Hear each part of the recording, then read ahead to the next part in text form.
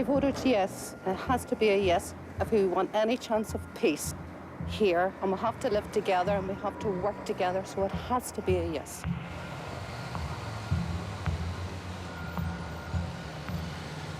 I hope it does, but I don't think it's going to work, because they tried things like this before and it just never really worked.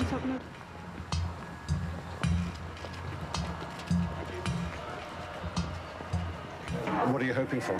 Peace in Northern Ireland. Do you think it'll happen? Yeah, it should, if everyone cooperates.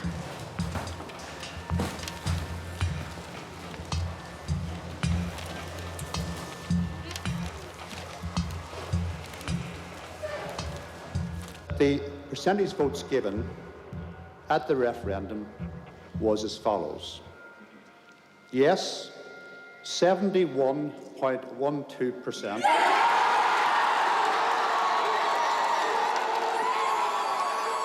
We'll create an Ireland where all people will feel that they're equal, where all people will be proud of their identity. Imagine, generation after generation living in fear. Fear of poverty, fear of war, fear of not having an identity, fear of being afraid to speak your language, But that has been a lot.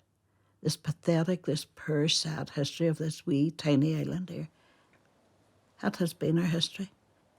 I don't want it to be the history for the future. Ultimately, we want to see an independent, united Ireland. But there's a lot of work has to be done in the meantime before we reach that. I mean, we've a lot of persuasion to do in the south of Ireland, as well as amongst the unionist population in the north of Ireland. So that is before us.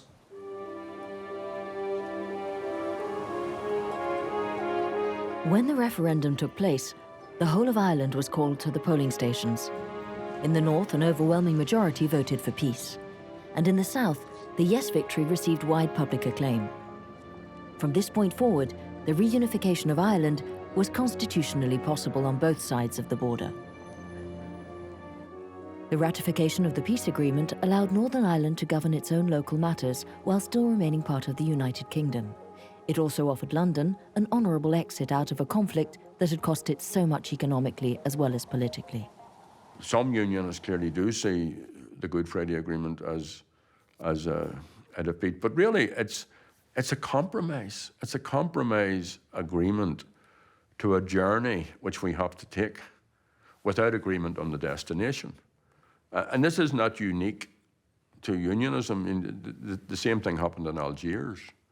It happened with the Afrikaners in South Africa.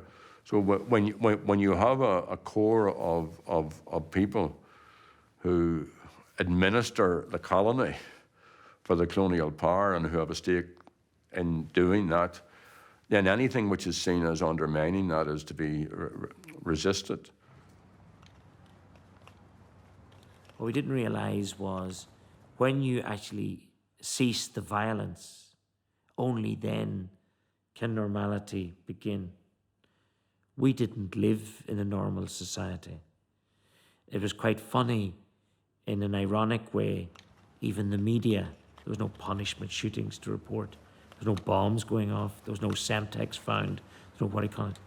I literally watched a news program one night about a cat being retrieved from a tree. These were the same people would have been at the scenes of violence and stuff. So the whole of society had to educate itself about peace. But the peace process was quickly undermined. On August the 15th, 1998, just 3 months after the referendum, a car bombing ripped apart the tiny town of Omagh in Northern Ireland. 29 people were killed and another 220 injured. IRA dissidents who called the peace process a betrayal claimed responsibility. For them, there could be no peace as long as Ireland remained divided. The Omagh bombing did more than just rekindle the horrors of war. It showed pro-peace Republicans that the road ahead would be long and hard. Those responsible for the Omagh bombing, it was obvious to me that they were heading for a blunder, for tragedy. They had already planted car bombs in several towns, and there had been several close shaves for civilians in the vicinity. And also their campaign was quite spiteful in a way. If Gerry Adams was due to meet President Bill Clinton, they would plant a car bomb the night before. If he was due to meet Tony Blair, if there was a political event coming off, they would plant bombs. It seemed to be they were almost personally driven by animosity towards Gerry Adams' leadership and his involvement in the peace process. But the Omagh bombing was simply appalling. It was quite clear that their campaign was never, ever going to be able to put the type of political pressure that the IRA campaign that had been waged had done. And they didn't have public support. That was quite obvious. People were asking me for help, and there was one lady, her arms were just hanging off, and I mean, there's nothing I could do, you know, you just felt helpless, you know, saying to them, the ambulance is coming now. We take a view that terrorism is absolutely wrong. Sinn Féin moved to a more subjective view, and they justify what the IRA did by saying the circumstances justified violence. The environment justified violence. The stance of the unionist government justified violence. And that means that although they might move to a position of saying the circumstances have changed, the so-called dissidents are simply saying we disagree. We think the circumstances still justify violence. Thankfully, the Omagh bomb didn't take us back. You know, I think maybe that one of the reasons for that was that it was just such a horrible event, and the way it affected the whole community, you see. You know, it was indiscriminate. It was an indiscriminate attack, and it killed all sorts of people. So I think that in itself sort of, it backfired. If there was some intention there to take us back, I think it backfired, because instead of doing that, it actually made everybody realise, you know, everybody was hurt in that. We can't go back to this.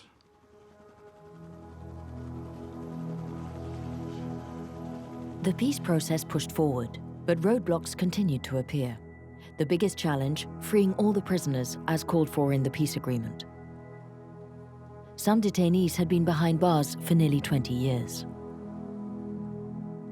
During the conflict, these prisoners were considered heroes at home, but after their release, they became symbols of a war everyone was eager to forget. This is a site of approximately 360 acres. See this section here? This is what's left, including the church. That's it. The rest of it is demolished. It's just totally flattened.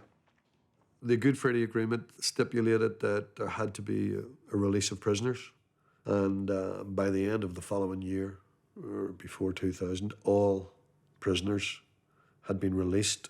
Those who were still in prison at the Good Friday Agreement, didn't matter if you were a life sentence prisoner or doing 20 years or 10 years, automatic release. Now, that meant that if you reoffended, your original sentence could be reimposed.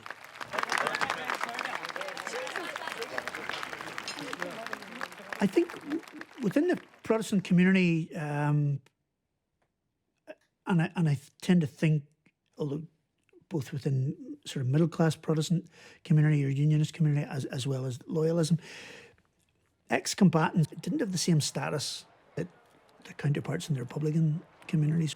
Republican prisoners tended to be held in much higher esteem when they came out of prison and were standing for election. You know, they tended to get a political mandate, whereas their counterparts in the Protestant paramilitary groupings didn't. There's lots of reasons for that. Again, within the Protestant community, the vast majority would still have looked to the police and to the British Army as the forces of law and order, not the paramilitaries. Within the Republican community, the Provisional IRA and others would have been looked to as their defenders and their soldiers. There are also many former political prisoners who, upon their release, didn't find their niche in our society or in our community. They were suffering and probably still are suffering from the legacy of our conflict. And we are a microcosm of society as Republicans. We suffer all the same ills. level of alcoholism, gambling addictions, and misuse of prescription drugs. There is an understanding between Republican prisoners and Loyalist prisoners. They do disagree violently, politically, of course, but in terms of the shared experience and the legacy of imprisonment, they have exactly the same problems as we have. Just out to your right there, you see the Falls Road. So we're now coming through the mid-Shankill. I'm Noel Large. I was a life sentence prisoner. I'd spent 16 years in prison and was released early on the Good Friday Agreement. I got a job working on these interfaces here. They're known as the interface, the peace wall, or the peace lane. And I worked for about 14 years alongside a Republican who lived just in Bombay Street there. And Daniel and I worked at building relationships, because what happens when you have communities growing up during a conflict and they're living behind these big walls, there's no communication, and both sides begin to see each other as subhuman. They're only animals over there that do this, that do that. And when you do that, it becomes easier to hate the other side.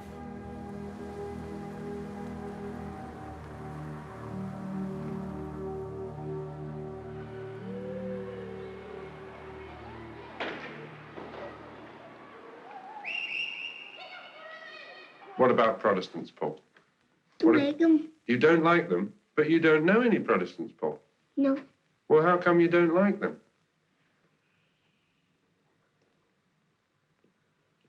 Why don't you like them?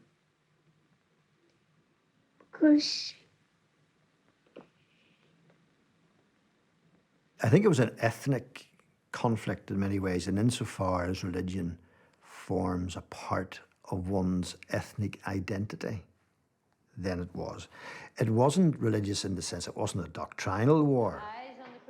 But insofar as religion had helped define them and their communities, then we can't say that it's not. I think religion played its part historically and continued to play its part until very recently. Fold your arms, sit up nicely. Do you know any Catholics, Joanne? Not a single Catholic? Have you ever met one? Have you ever met one? What do you think they're like? What do you think of the Catholics? 1, 2, 3. That's good. My goodness, there's some... For many people looking on the outside, they would think that this is something that was to do with religious divide. For those of us who've lived through the conflict and the post-conflict years and all the difficulties that brings, in terms of any resolution of any conflict area, I would kind of like say that religion plays a very small role. It's much more to do with nationality and identity. Those who are born Catholic automatically almost see themselves as nationalist or Republican, and those who are born of the Protestant faith, they automatically see themselves as British. And I've had a leading loyalist say to me, I'm not a Protestant, I'm an atheist, I fight for Queen and country. When Michael grows up, you expect him to have the same attitudes towards the Queen and towards being loyal to Britain. well, we bring him. That's the way we're trying to bring him up. British standard. But I like to think when he grows up, he'll class himself as British and a loyalist. Loyalist is being loyal to Crown, Queen, the Constitution. Do you know what I mean? The British have very cleverly portrayed the conflict in Ireland as being a sectarian conflict. But I think if you examine it closely, you'll find that what we're dealing with is a conflict that is 800-year-old, that is based around the ownership of Ireland, that's based around a colonial invasion. Britain, in its empire building, has followed a very similar strategy. And that strategy begins with military conquest. Then it begins with creating a difference between the section of the communities within that area. So you divide and conquer. You create one section of the community who are there to represent your interest, and for representing your interest, you give them a marginal reward, very minor, but nevertheless a reward. In Ireland, what the British done, cleverly done, was that they militarily invaded Ireland. They brought with them people who came from Scotland, who lived on a subsistence of almost the starvation level. They gave them land here that they'd taken from the natives, and they said, it's yours, fight to defend it. But what those people were doing, they were fighting to defend the British interests in Ireland.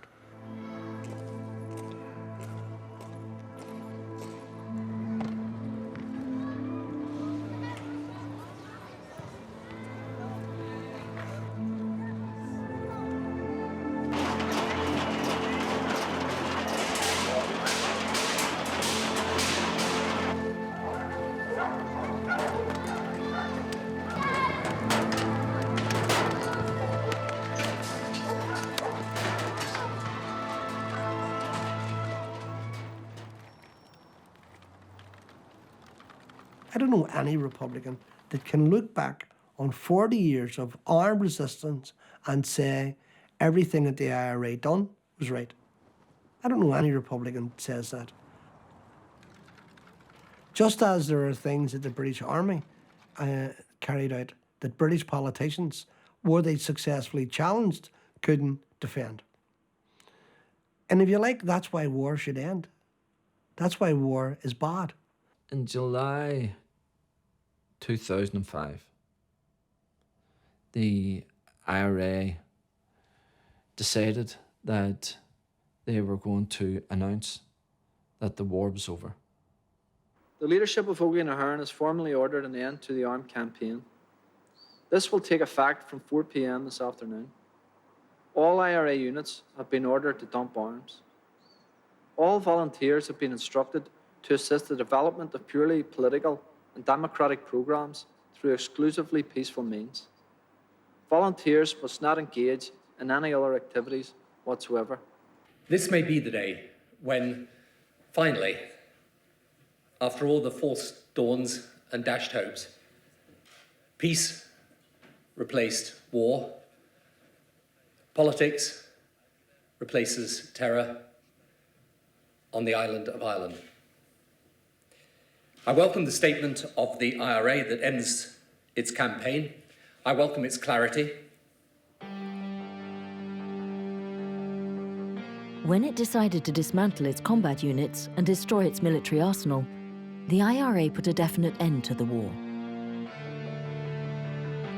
It also opened the door for Sinn Féin leaders to begin wielding true political power.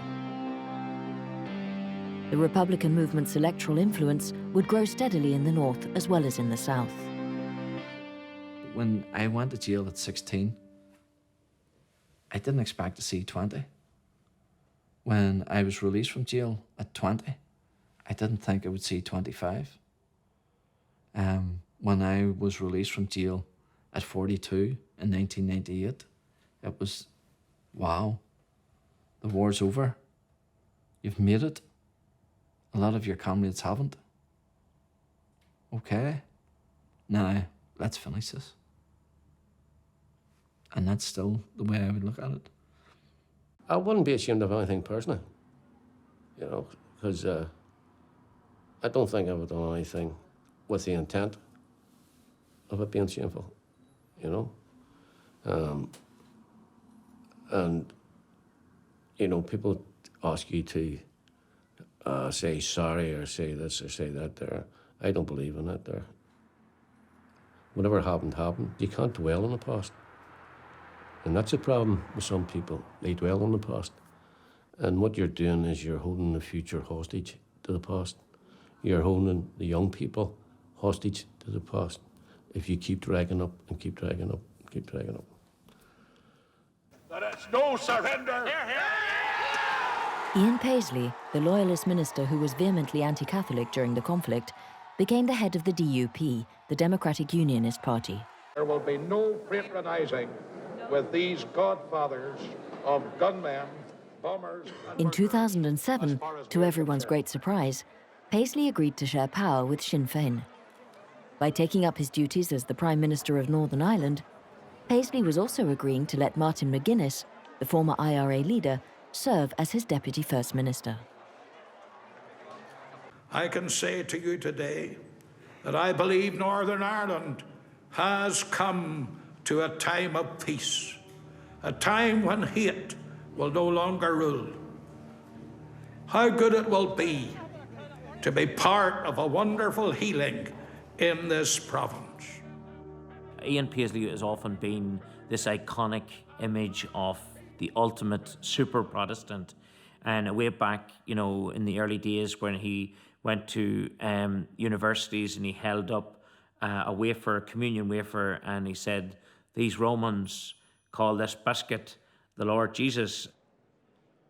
Here was this man who was, no, never, never, never. This was the man who, personified all that would actually keep the sides apart. And yet at the end of his life, he ends up going into government with the very people that he called his enemies. There's two theories. One is that he wanted to go out of this world as the first minister. He'd eventually achieved that, but he was considered, with Martin McGuinness at that stage, the equal leaders of the state. The other thing is, this man faced death. This man stared death in the eye.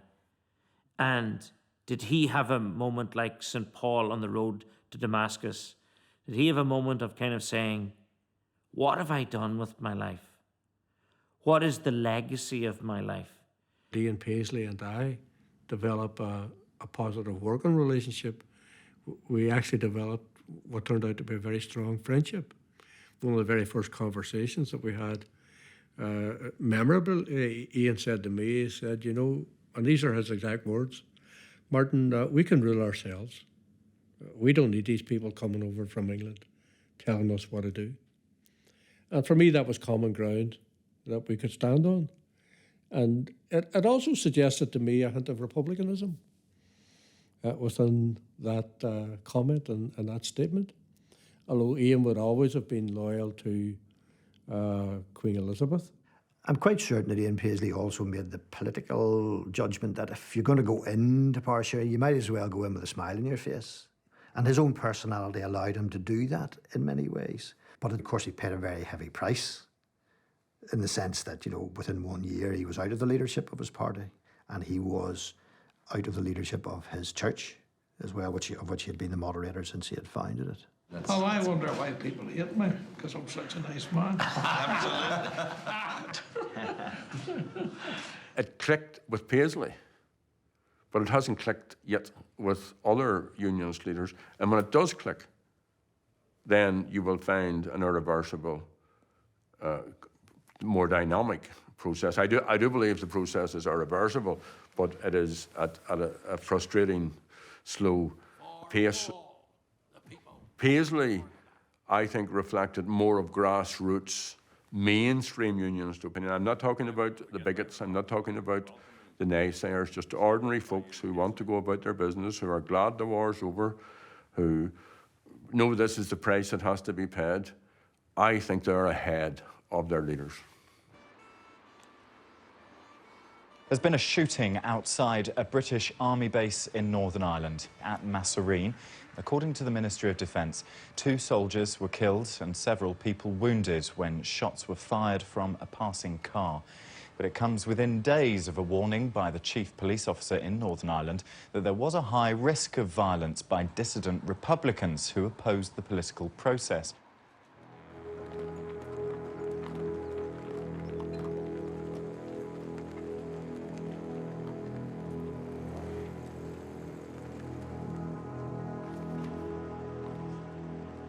The people who are carrying out these activities are people with no support whatsoever within the community.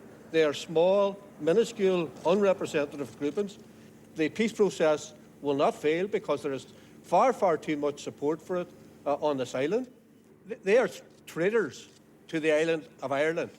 They have betrayed the political desires, hopes and aspirations of all of the people who live on this island, and they don't deserve to be supported by anyone. Those dissidents would look at people like Martin McGuinness and say, why did you sign up to become the Deputy First Minister of a devolved government at Stormont, responsible to the British Crown and the British Parliament? You draw your wages from Her Majesty the Queen, and your legal authority for governing comes from Westminster, the British Parliament. I do think that it was very important that we point out to people that under no circumstances could we stand back and not heavily criticise those who would use violence to overturn the will of the people of Ireland. All of the people, not just the Irish Republican people or the Irish Nationalist people, but all those people who voted for the Good Friday Agreement. And I've always been very conscious that if I am the Deputy First Minister, I have to be the Deputy First Minister for everybody.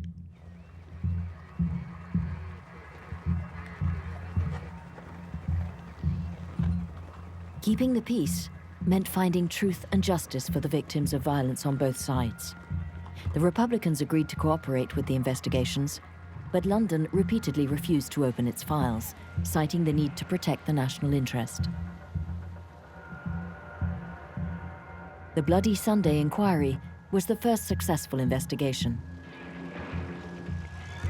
It took 12 long years of inquiries before London finally admitted, through the voice of its brand new Prime Minister, that the 14 people killed in Derry by the English Army in January 1972 were innocent civilians. Order. Statement the Prime Minister. Mr. Speaker, today the Secretary of State for Northern Ireland is publishing the report of the Savile inquiry, the tribunal set up by the previous government to investigate the tragic events of the 30th of January 1972, a day more commonly known as Bloody Sunday. Mr. Speaker, I am deeply patriotic. I never want to believe anything bad about our country. I never want to call into question the behaviour of our soldiers and our army, who I believe to be the finest in the world. And I've seen for myself the very difficult and dangerous circumstances in which we ask our soldiers to serve. But the conclusion of Martin, do you trust Lord Savile? Well, I'm always cautious about people within the British judicial system, and I suppose all of these families are too. The whole of the people of Derry have had very bad experiences. Lord Savile concludes that the soldiers of the support company who went into the Bogside did so as a result of an order which should not have been given by their commander. He finds that on balance, the first shot in the vicinity of the march was fired by the British Army. He finds that none of the casualties shot by the soldiers of support company was armed with a firearm. He finds that there was some firing by Republican paramilitaries, but none of this firing provided any justification for the shooting of civilian casualties. Mr. Speaker, the conclusions of this report are absolutely clear. There is no doubt, there is nothing equivocal, there are no ambiguities. What happened on Bloody Sunday was both unjustified and unjustifiable. It was wrong.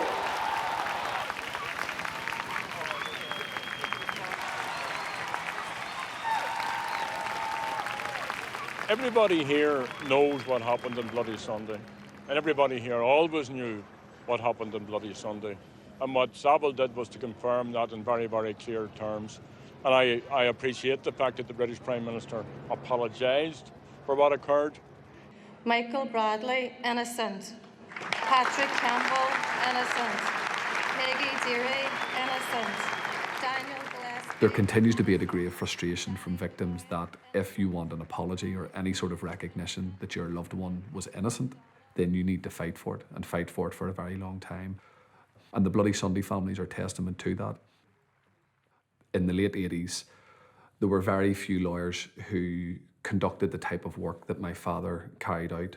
He represented people who were accused of terrorist crimes on both sides, but he would have been associated and probably would have been well known for representing Bobby Sands in the early 80s, prisoners who were in the H blocks at that time, families of people who were alleging that there was a shoot-to-kill policy by the police force, and he would have been quite well known. In the months leading up to his death, he had been subjected to death threats. The Prime Minister. With permission, I'd like to make a statement on Sir Desmond de Silva's report into the nature and the extent of state collusion in the murder of Patrick Finucane. Mr. Speaker, the murder of Patrick Finucane in his home in North Belfast on Sunday the 12th of February 1989 was an appalling crime. We were here, we were in this house, in this room. We were having Sunday dinner, the five of us. It was around 7 p.m. and whilst we were sitting at the table having dinner, we heard a noise, a crash from the front door, and very, very quickly it was all over. Two gunmen came into the kitchen. They shot my father 14 times. My mother was shot once, and he died instantly. We should be in no doubt that this report makes extremely difficult reading. It sets out the extent of collusion in areas such as identifying, targeting and murdering Mr. Finucane, supplying a weapon and facilitating its later disappearance, and deliberately obstructing subsequent investigations. The report also answers questions about how high up the collusion went, including the role of ministers at the time. We still believe that a lot of the facts surrounding the murder of my father are being hidden, are being deliberately covered up, and we think that there is quite a clear chain of evidence which would go to Downing Street at the time that my father was killed, which again is being quite deliberately blocked and obstructed. My father's case is emblematic of so many killings. This is not, the murder of Pat Finucane is not about the murder of one person. It represents a policy that was in place that killed many, many people. There was state collusion in this murder. Now, this itself was a shocking conclusion, and I apologise to the family on behalf of the British government when I met them last year. I think an apology should come at the end of a process, once everybody is aware what exactly it is that you're apologising for. As we travel further into a peace, albeit quite a fragile peace, my own view is that something that continues to destabilise the present is the inability to deal with the past, because people can feel quite detached from a peace process whenever they realise that their loved ones aren't there beside them, because not only have they lost very close family members or friends, they still haven't got answers. They can't move on until you are given the full truth about what happened. And I think that can all be traced back to the fact that both sides don't know exactly what went on, whether that was because of actions carried out by the IRA, by the loyalists, by the British government, by the Irish government. And I think if we can deal with the past, respect and tolerance will grow from there.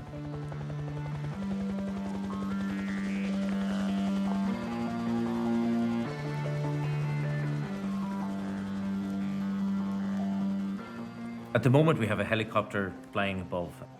The police at this stage, basically what they're doing is they're able to use the helicopter to see who's coming in or who's going out of the area.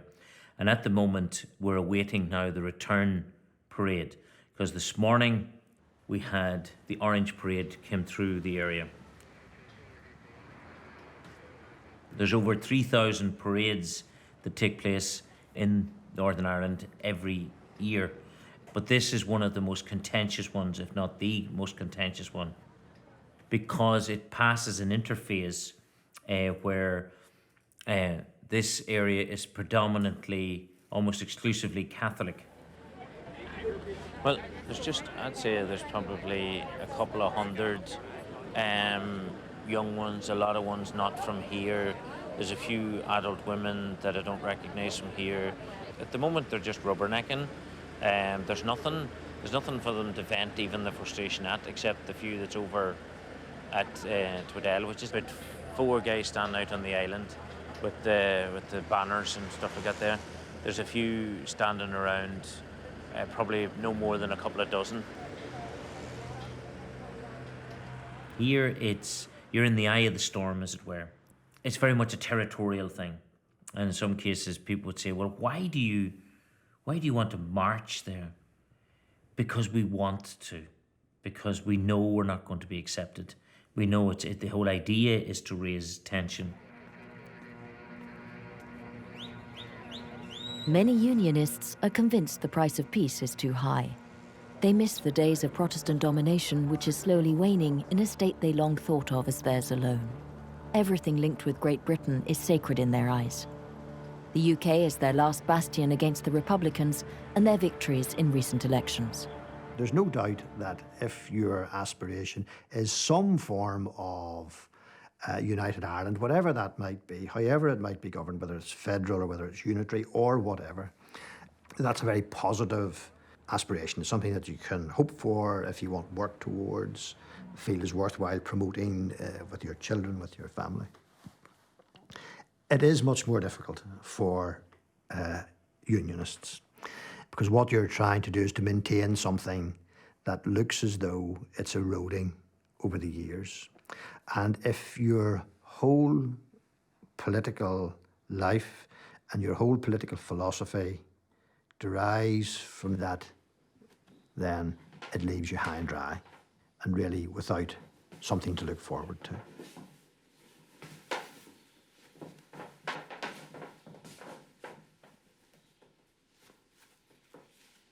My greatest pride really are my family and my children.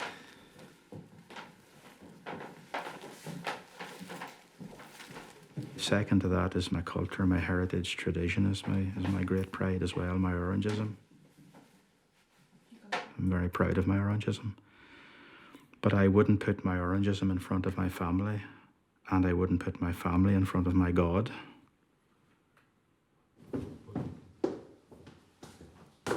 These are my service medals. Joined the Ulster Defence Regiment in 1976, and then this one's 12 years, and the bar is 6 years. So there are 30 years service in these two medals.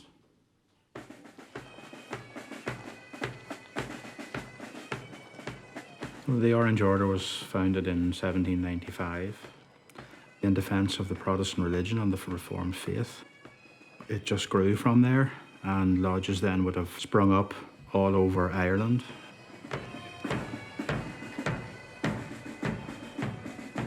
Before I reached my teens, unionist people around me, once it approached the 12th of July, that their attitude changed. My friends stopped talking to me. They hung out the Union Jacks for the 12th, and they had their bonfires and they sang songs about killing Catholics and doing all this sort of stuff. It was a real crazy time for a child in this area watching this.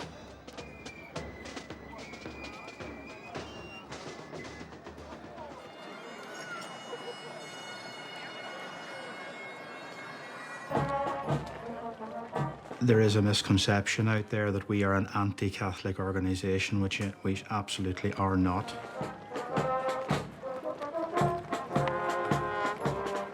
We are pro-Protestant. We want to defend the Protestant and Reformed faith.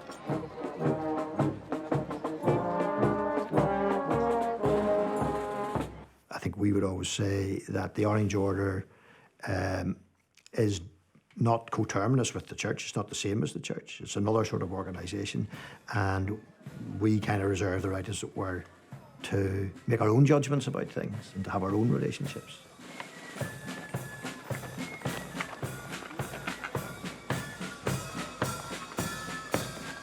There's no doubt that that relationship has been very difficult between the Protestant churches and the Orange Order over the past 30 or 40 or 50 years. But it's pretty well impossible to say, let's just cut the cord. There are far too many places where the two meet in society. So this is the inside of an Orange Hall, and this memorial was erected recently in remembrance of Ivan Crawford and Andrew Beacom, who you'll see there both murdered by IRA terrorists. They were members of the Royal Ulster Constabulary and lost their lives in the execution of their duty. And you can see all our various regalia, some banners. We have some juniors here. This is part of our junior section of the Orange Order. These guys are the future of the Orange Order. If we went into United Ireland, then everything would be fine for the time being. But as a generation or two progressed, we would be subsumed, and I think our identity would be lost. It would be lost. We would fear for that, because our culture, our heritage, our tradition is here as part of the UK, as a Protestant people within the United Kingdom, not within the Republic of Ireland. I think that the Orange Lodge, they're going to have to really adjust. And if they're going to survive, they're going to have to reinvent themselves. I mean, any quasi-religious organisation that wants to misuse scripture to bolster their position as some sort of superior race or chosen people, it's going to be problematic for any society. And I think that it's part of the problem that we're in right at the moment, particularly in the week of the July marches and the 12th parade.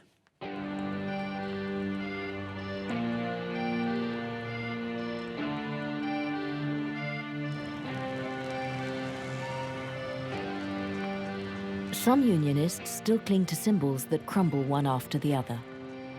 Thanks to his IRA past, Martin McGuinness managed to win over figures who resisted the peace deal, bringing most IRA fighters into the political process. In 2011, with Sinn Féin's approval, he agreed to meet the Queen of England. Their historic handshake made a deep impression. More than just a strong symbol of peace between one-time enemies, it signalled that Great Britain and Irish Republicans may indeed be able to live side by side. Hello again. Very nice. How are you keeping? Fine, thank you very much. Nice to see you. It's very I kind. saw that visit as an opportunity to reach out the hand of friendship through her to the unionist community in the north. Good. It went really well. Yeah. I'm still a Republican.